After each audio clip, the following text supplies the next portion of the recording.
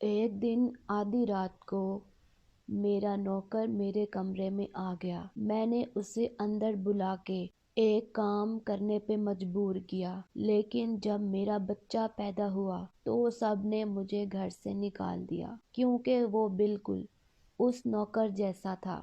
میرا نام کوثر ہے، میری عمر 40 سال ہے اور میرا شوہر مجھ سے 20 سال چھوٹا ہے۔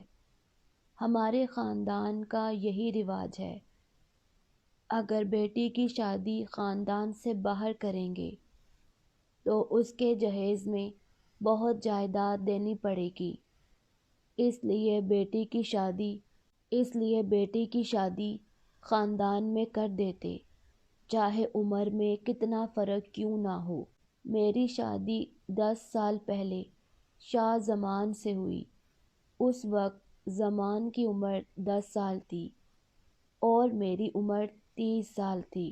ایک 10 سال کے بچے کو شادی کا مطلب بھی نہ پتا تھا، اور اس طرح میں اس تعلق کے بغیر زندگی گزارنے لگی۔ میں بہت مشکل سے اپنی خواہشات اور جذبات کو دبا کر زندگی گزار رہی تھی، لیکن کہتے ہیں برداشت کی ایک حد ہے۔ زمان اب 20 سال کا جوان لڑکا بن چکا تھا، لیکن اب اسے مجھ میں کوئی کشش نہ محسوس ہوتی تھی، کیونکہ میری عمر 40 سال ہو چکی تھی۔ میں نے کئی بار سوچا اس کو لبھاؤں اور اپنی طرف مائل کروں، لیکن اس پہ کوئی اثر نہ ہوا۔ وہ اکثر کئی دنوں کے لیے شہر چلا جاتا اور مجھ سے کوئی رابطہ نہ کرتا۔ فاروق ہمارے گھر کا بہت پرانا نوکر تھا اور سب اس پر بہت اعتماد کرتے تھے۔ ایک رات کو 2 بجے کا وقت تھا اور میں بے بسی میں اپنے کمرے میں لیٹی ہوئی تھی۔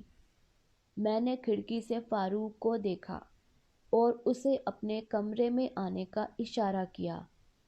خاندانی وفادار ملازم اپنی مالکن کے اشارے پہ فوراً آ گیا۔ میں نے اسے زور سے پکڑ لیا۔ میں نے اس کے ساتھ زبردستی کی اور اسے خاموش رہنے کا اشارہ کیا۔